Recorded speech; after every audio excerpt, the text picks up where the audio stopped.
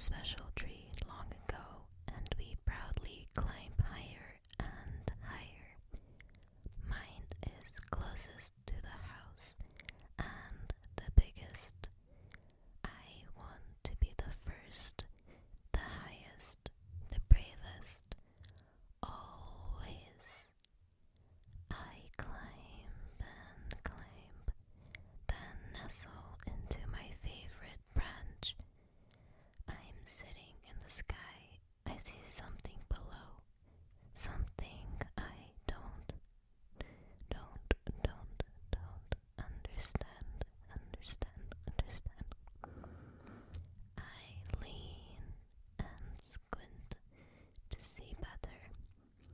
Then a crack, crack, crack, crack, crack, a whoosh, whoosh, whoosh, and down.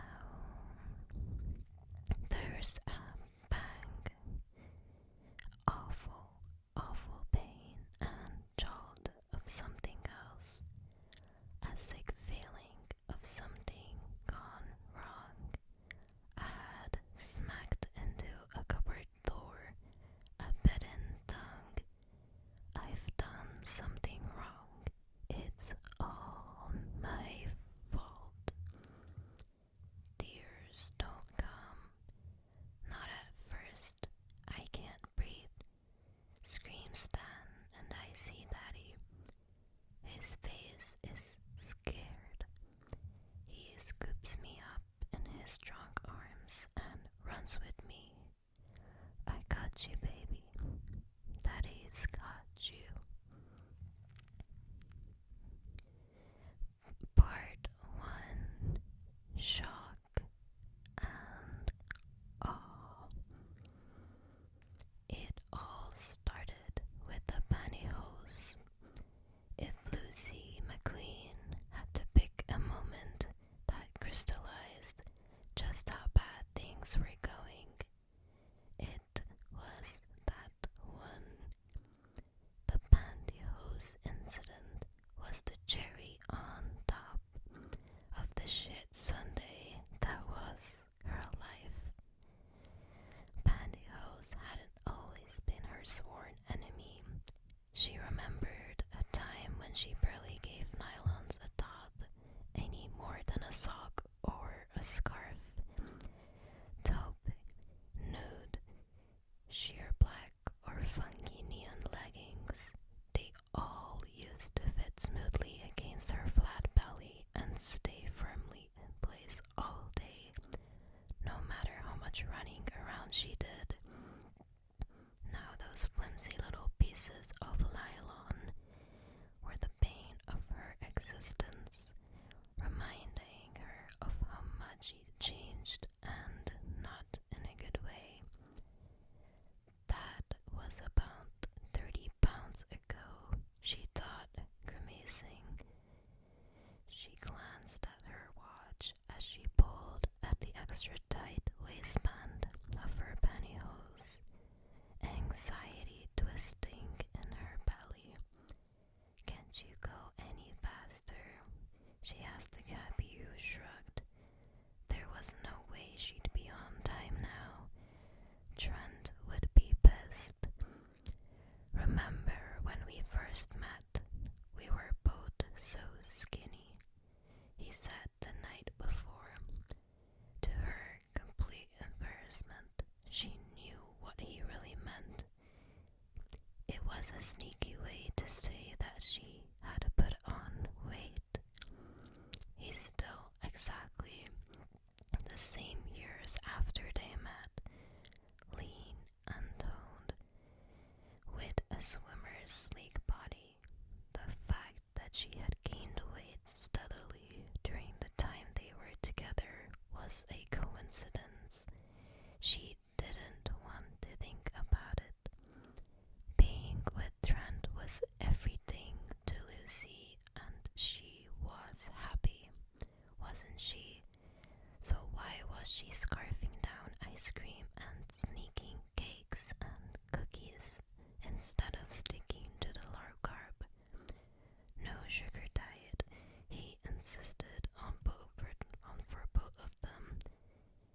Her wise twin sister Faye would probably have some opinions on that if asked, so Lucy didn't ask. She sighed deeply, watching the day blend into night in the busy city. It had been an unusually hot day, fading into a warm spring night. Toronto could be oppressively hot. Lucy still wasn't used to it after years of living there. Earlier that day, she felt like she had to walk out of her building and into a blast of furnace. She missed her small hometown in Nova Scotia and the snappy salt breeze of the Atlantic on days like that, when the heat of the city was punishing. She had been with Trent for 5 years. In the beginning, they got along perfectly and went months without a fight. Lately, it seemed like they were bickering every day. Living and working together didn't help. He was the one who begged her to come to work at his company when her star was on the rise as one of the top crisis communications experts in the city. Now he acted like she was some pesky intern, always underfoot. She had worked a 12-hour day making sure the marketing plan was finished. She checked off everything on her multiple to-do lists. Still, she felt her nervousness increase, knowing she was late for dinner with him.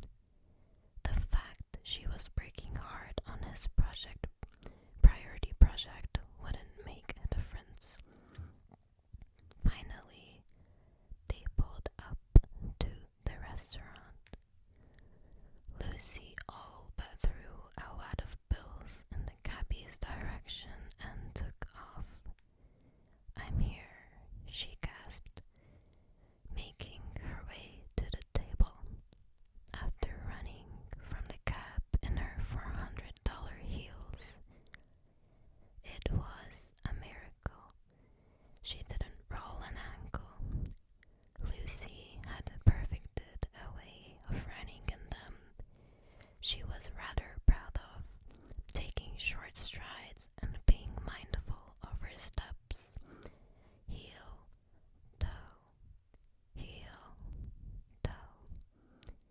She loved designer shoes and had a collection to rival Gary Bradshaw's, but her favorites were a pair of classic pumps, hot red, shiny, and gorgeous.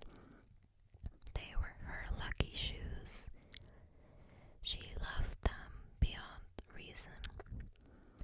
Lucy thanked her lucky shoes. She arrived on time, and as she collapsed into a chair, Trent glanced up from the menu, smiled, and got up to kiss her cheek.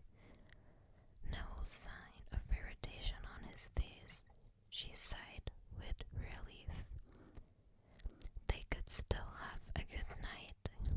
She and Trent hadn't been spending much time together.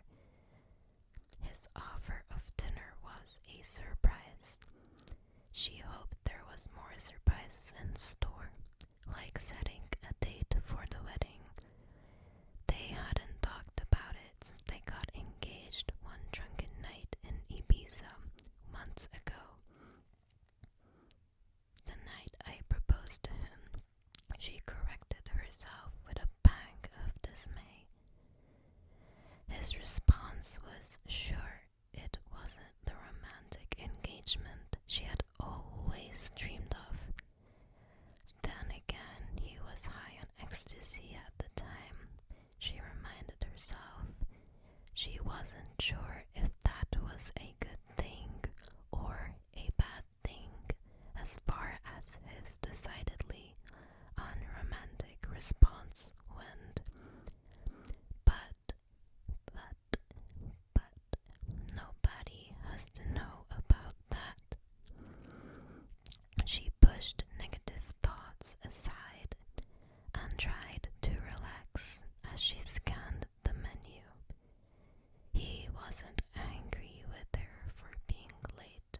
They could still have a nice time. She hoped her makeup was still in place and her blowout still holding up. The unruly girls tamed into straight submission in the humid late spring heat. Thank you guys for watching. Thank you, thank you, thank you, thank you, thank you, thank you.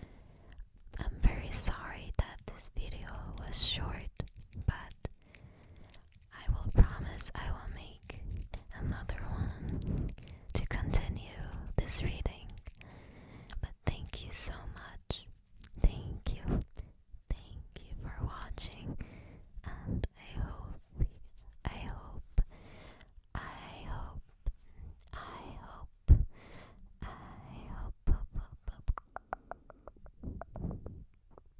that you have